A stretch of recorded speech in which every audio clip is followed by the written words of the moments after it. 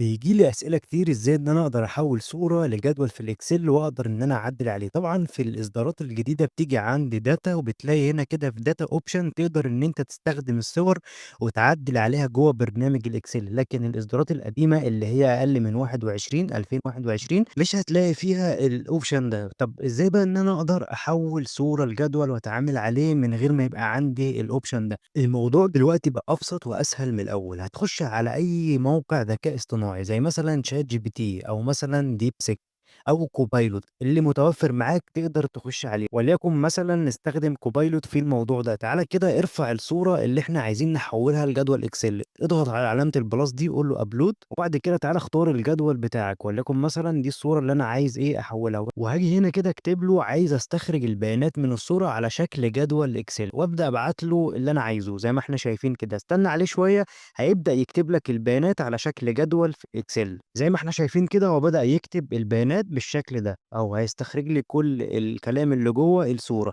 هاجي بقى أنا آخد كل الكلام ده copy من هنا كده وأخش على الsheet أو ملف الExcel بتاعي وأعمل له paste بالشكل ده. أبدأ أمسح بقى الزيادة اللي فوق دي مش محتاجها والزيادة اللي تحت، وأبدأ إن أنا أعدِّل على الجدول بتاعي وأعمل تنسيقاتي بمنتهى السهولة.